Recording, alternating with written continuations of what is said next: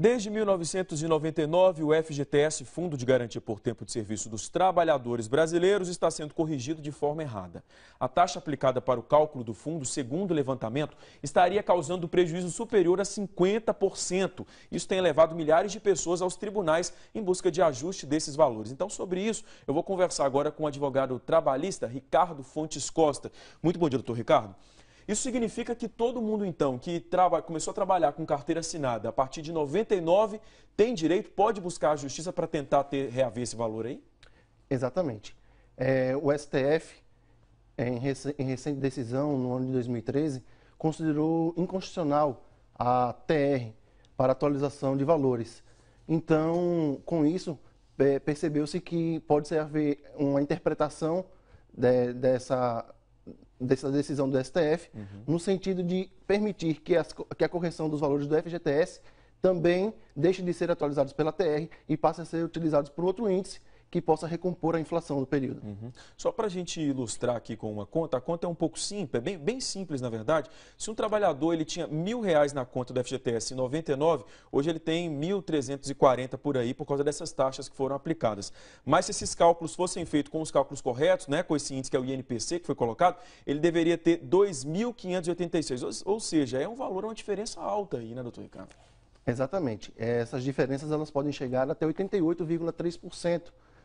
Do valor depositado, o que é bastante significativo. Segundo cálculos da Força Sindical, esse valor pode chegar, de todos os trabalhadores do Brasil, de 99 a 2013, a algo em torno de 230 bilhões de reais. Agora, alguns casos, por exemplo, quem já sacou esse FGTS por algum motivo, como que fica essa situação? Então, essas pessoas que já sacaram o FGTS, elas também podem estar se dirigindo a uma agência da Caixa Econômica Federal, desses contratos que já foram extintos, e requerer o extrato de FGTS, o extrato analítico, para poder ingressar com essa ação judicial junto à Justiça Federal. No caso, o percentual é a mesma coisa ou é um pouco menor para quem já sacou esse valor? Não. O percentual ele é variado de acordo com o tempo em que a pessoa sacou o FGTS. Quanto mais próximo de 99, menor o valor a ser cobrado. Entendi. No caso dos aposentados, como fica essa situação, então? No caso dos aposentados, eles podem requerer, junto à Caixa Econômica, como já dito, esse extrato de FGTS recolhido do ano de 99 até a época que se aposentou e com os documentos pessoais, munidos também da carta de aposentação, eles podem requerer essa cobrança. Uma outra situação também para quem tem parentes que já morreu, né? Ou viúva, filhos e tal, que tem direito ao dinheiro, por exemplo. E como que fica essa situação também, no caso do FGTS de uma pessoa que já morreu? Então, neste caso, a família pode ingressar pedindo esses valores em nome da pessoa, em nome do falecido. Nesse caso, o espólio, que seria o representante do Monte Mor, que estaria apto a requerer esse benefício. Agora, doutor Ricardo, é uma ação rápida ou demora um pouco essa situação, resolver isso?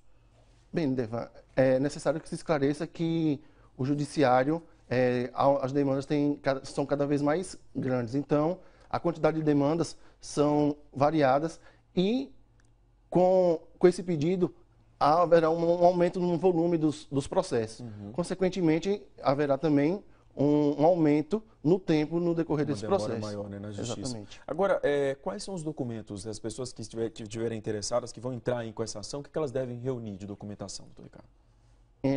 As pessoas, elas podem, além dos documentos pessoais, como RG, CPF e um comprovante de residência, elas vão precisar se dirigir à Caixa Econômica Federal, solicitar o extrato do FGTS analítico do período de cada vínculo que ela teve, de 99 até 2013, e depois disso, procurar um advogado de sua confiança, que irá encaminhar a documentação a um contador para verificar qual é o percentual e, consequentemente, ajuizar a ação. Essa é uma documentação simples de conseguir, a Caixa Econômica Federal é obrigada a passar para qualquer um, né? Para qualquer contribuinte. Exatamente. A Caixa Econômica Federal tem pedido um prazo de 5 dias para poder entregar essa documentação. Tem documentos que servem de provas, que podem ajudar na discussão disso na Justiça para aumentar ainda mais, incluir mais no processo, mais provas?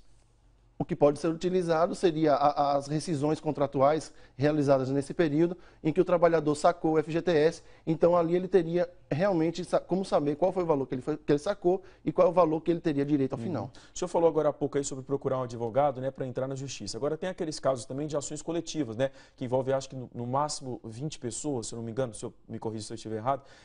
O procedimento é o mesmo? Então, isso trata-se de um litisconsórcio ativo, no caso dessas ações de FGTS, em que várias pessoas podem ingressar com a ação. Nesse caso, está sendo utilizado pelos sindicatos. Os sindicatos têm chamado as pessoas para poder ingressar com essa ação coletiva, no sentido de cobrar esses valores, o que demandaria menos processo para a justiça. Entendi. Uma outra situação, tem um prazo para entrar na justiça nessa situação ou não? A pessoa pode entrar a qualquer momento? Bem, a prescrição legal para cobrar as questões de FGTS, a prescrição é de 30 anos. Então, está na própria lei do FGTS que diz que o prazo para procurar, para requerer qualquer valor de FGTS é de 30 anos a prescrição. A produção me passou uma pergunta de um telespectador também, ele quer saber, ele está trabalhando, essa situação é a mesma também, a mesma coisa. Exatamente. Mesmo para aquelas pessoas que depois de 1999 e ele continua trabalhando, ele também tem direito, só que ao invés de ele receber o dinheiro, esse dinheiro, se for acrescido, será depositado na conta vinculada. Uma outra situação, as pessoas às vezes podem estar em casa, quem já sacou o FGTS, por exemplo, ele não tem dinheiro, às vezes não está com dinheiro mais na conta, pode estar pensando assim, eu vou entrar na justiça, vou ter esse dinheiro, um dinheiro a mais, eu vou poder sacar. Não é bem assim que as coisas funcionam, né? A pessoa não vai poder simplesmente, ganhou uma ação, o dinheiro entrou na conta, ela pegar esse dinheiro. Não. Na verdade, se essa pessoa já sacou o FGTS, esse valor, no final da ação, será liberado para a pessoa judicialmente, através de um alvará judicial. Porém, caso essa pessoa ainda tenha o contrato de trabalho vigente, ela não pode sacar esse valor do FGTS, tendo em vista que há critérios para o saque. E, diante disso, ela vai ter que ingressar com a ação, requerer, e se ela já sacou, ela recebe. Se não, o valor será depositado e quando ela fizer jus ao recebimento, esses valores serão liberados. Para quem quer usar FGTS, por exemplo, para comprar um imóvel e tal, aí nesse caso, recebendo essa ação, esse dinheiro que vai entrar complementando vai poder ser usado, então? Exatamente. Aquelas pessoas, como já dito, os critérios para o saque do FGTS seriam um deles o direito de receber para poder quitar a casa própria. Então, entrando esse dinheiro na conta do trabalhador, ele automaticamente poderia utilizar para a casa própria. A gente falou sobre a situação aí de um trabalhador, uma pessoa que ainda está trabalhando. No caso de quem for demitido, então, e já usou esse FGTS, sacou esse FGTS, então, não vai poder pegar esse dinheiro por enquanto, esse dinheiro entrando na conta, né? Já que essa pessoa já fez esse saque. Então, como eu já expliquei, a pessoa que já sacou o FGTS, quando esse dinheiro sair, se ele ganhar essa ação, esse dinheiro será liberado para ele mediante alvará judicial. E não necessariamente será depositado na conta, será uma conta judicial que ele vai receber diretamente da Justiça. Tá certo, doutor Ricardo, quero agradecer a presença do senhor aqui no Bom Dia, viu? Boa semana, obrigado pelos esclarecimentos. Eu disponho. Olha, nós temos uma informação antes de encerrar, a Caixa mandou para a gente aqui uma informação, é uma explicação um pouco grande, mas vamos ficar atento aqui. A assessoria de imprensa aqui em Sergipe da Caixa enviou uma nota sobre a utilização do índice TR, que é a taxa de referência na atualização das contas do FGTS. A nota explica que a Caixa tem cumprido o que determina a legislação, portanto, aplica o parâmetro de atualização legalmente definido para todas as contas, que é estabelecido no artigo 13 da Lei 8.036/90, que diz que os depósitos efetuados nas contas vinculadas serão corrigidos com base nos parâmetros fixados para atualização dos saldos dos depósitos de poupança e capitalização de juros de 3% ao ano.